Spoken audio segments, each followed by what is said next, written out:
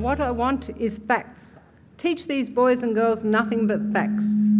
Facts alone are wanted in life. Plant nothing else and root out everything else. You can only form the minds of reasoning animals upon facts. Nothing else will ever be of any service to them. This is the principle on which I bring up my own children, and this is the principle on which I bring up these children. Stick to facts, sir. Charles Dickens' character in Hard Times had a view of teaching and learning that I'm afraid is still probably more common than we would like to believe. Our reliance on test scores in national assessments such as NAPLAN to compare the products of schools suggests this. So too do parents' concerns when they judge how much their child has learnt today by the number of notes they've written or pasted into their books. Many see schools as being similar to factories that pump information into their children's heads. Thinking outside the box, being creative, learning problem-solving skills would be, for some parents, just a possible byproduct of education, not the core business. This is in contrast to Oscar Wilde's view that a man who does not think for himself does not think at all.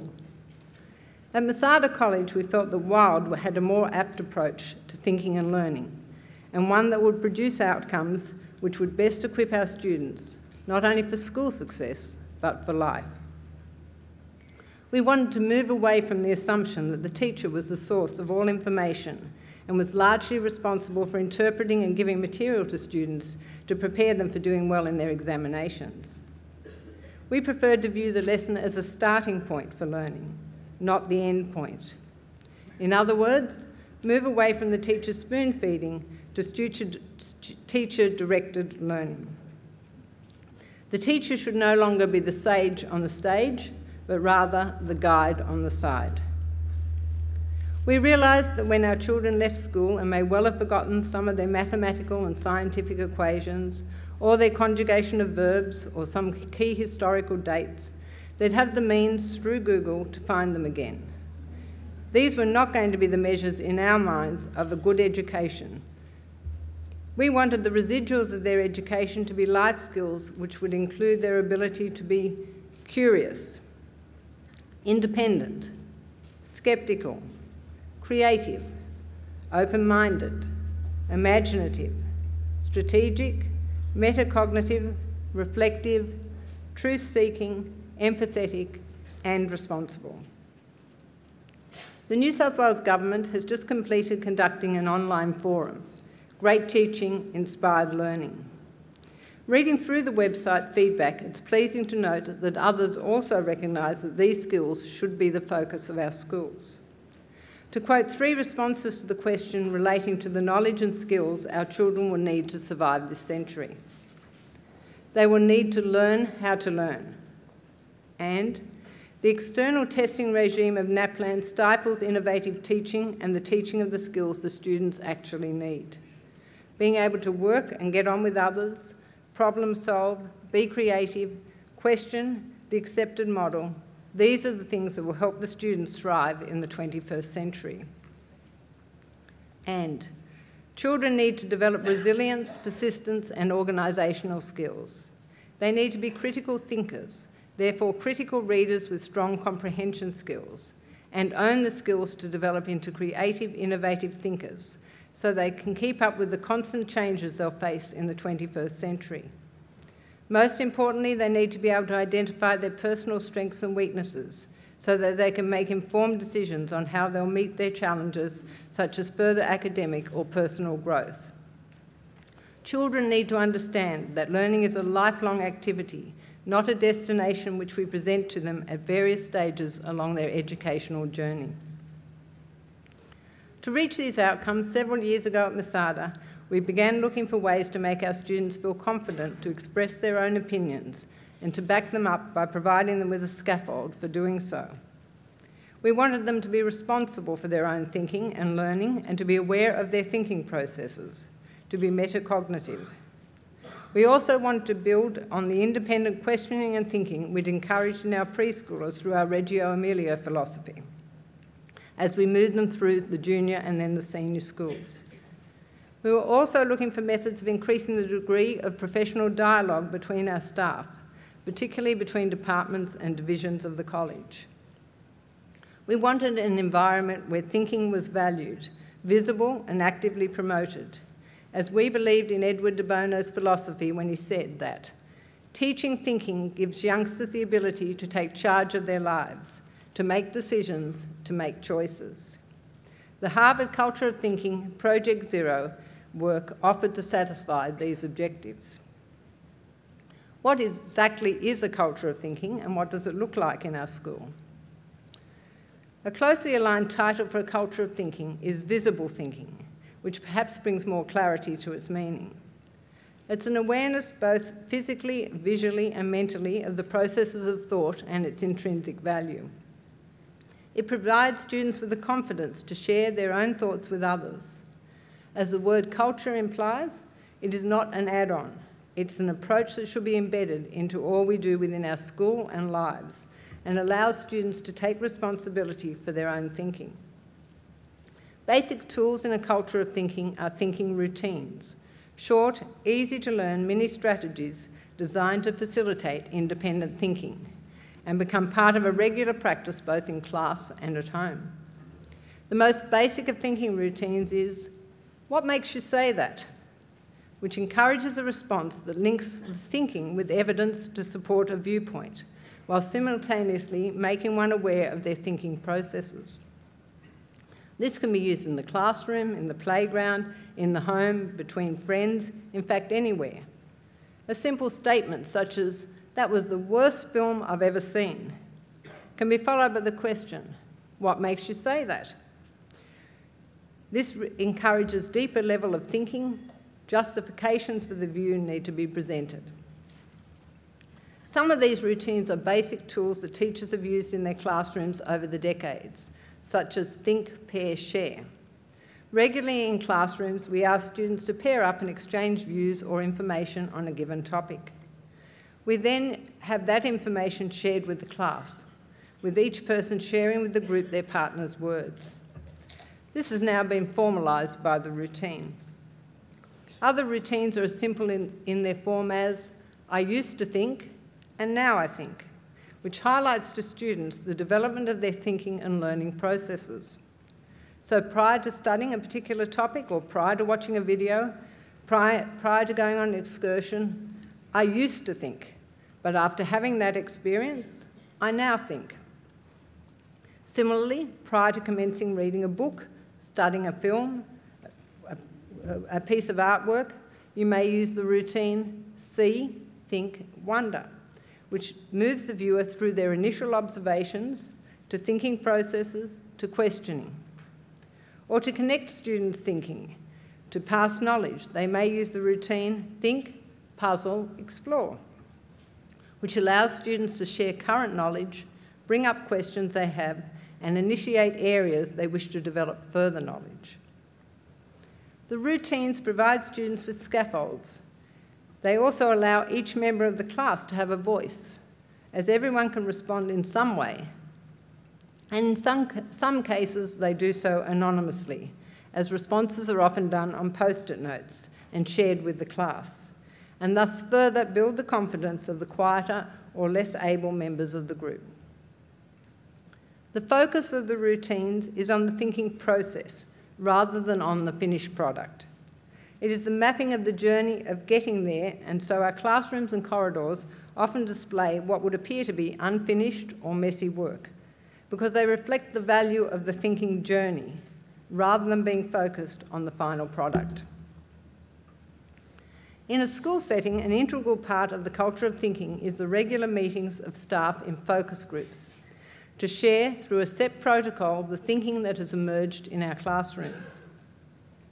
Meeting fortnightly in groups of 6 to 8 staff in each focus group, staff are rotated to present samples of their students' work to the group, who, after having the lesson put in a context for them, analyse the thinking they see presented in that work.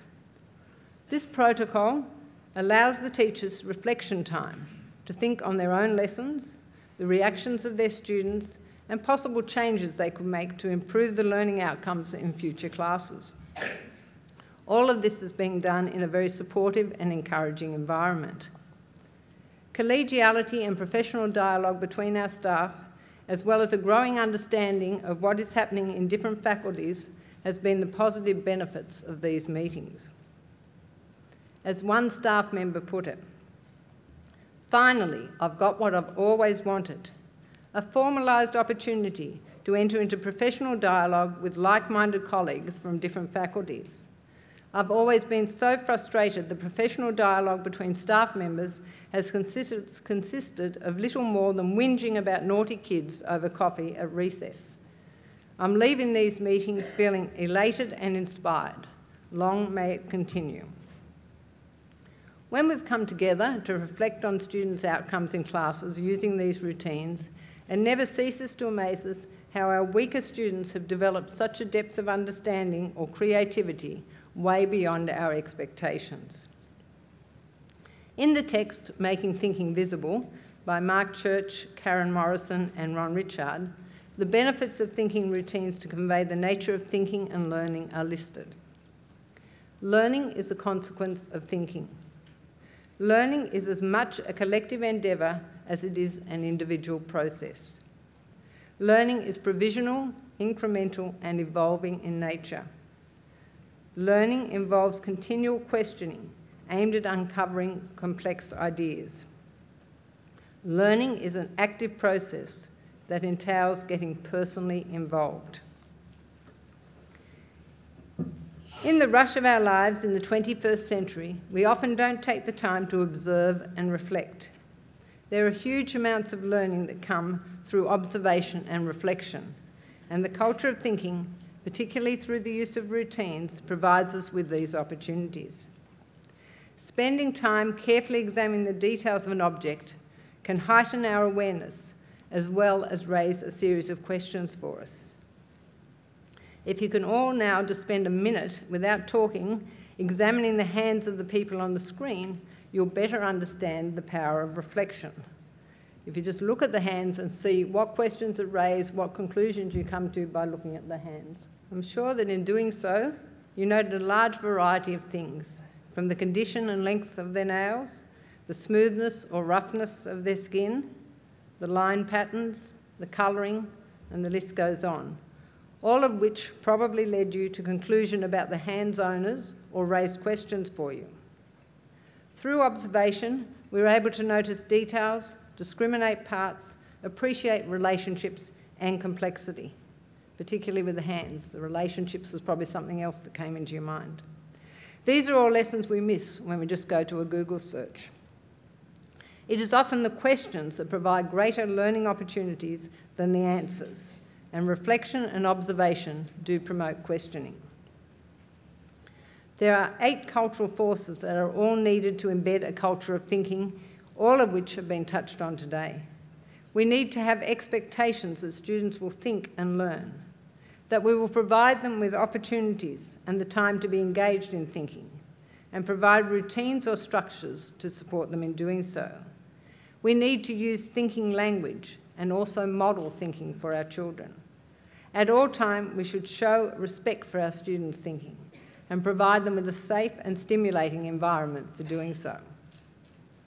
In the workshop tomorrow, 2 of Masada College's executive team, Head of Curriculum David Cook and Head of Teaching and Learning Simon Brooks, will be further elaborating on how a culture of thinking works in schools, and will be doing so partly through hands-on experience using the thinking routines. We are regularly questioned as to the impact of having introduced the culture into our college. Academically, Masada has always done extremely well, and as a non-selective school, we've regularly been placed in the top 20 schools in New South Wales for the highest school certificate. It's therefore not a clear-cut as a direct impact seen in test scores. However, anecdotally, staff have noted a much greater confidence in students of all abilities in their willingness to respond to questions that require thinking, much more awareness of the need to support their statements or opinions with evidence, much more and greater independence and creativity in their thinking and learning. This confidence has also translated into less dependence on pre-prepared essay responses and a willingness to respond freely with well-supported views to the questions given on the day of the examination. To quote some of our staff on their experiences with the culture, "The process is productive, useful and worthwhile for all students at all stages of their learning. It allows students to become involved in the lesson in a non-threatening way. If scaffolded the right way, young children are very capable of expressing deep thinking. The routines have slid into my everyday teacher's toolbox. A culture of thinking is a way of life. It provides essential cognitive training that students can utilise in any life situation." And to return to the responses of the online forum, Great Teaching Inspired Learning, to the question posed, what knowledge and skills will our children need to thrive in the 21st century? Learning in the 21st century presents new challenges and opportunities. Students starting school this year will probably be working until the 2070s. We know the rate of change in technology and in society is so fast that if we are going to prepare young people to live, work and be successful in the 21st century, they'll need the ability to think creatively and critically, problem solve and work collaboratively. We at Masada College believe this response to be an accurate one, as reflected in our adoption of the culture of thinking.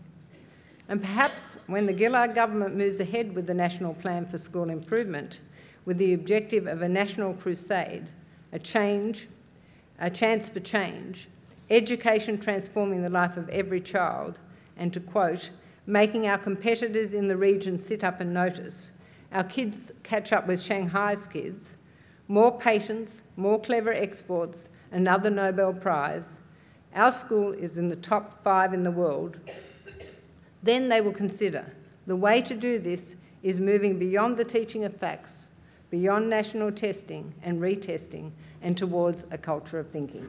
Thank you.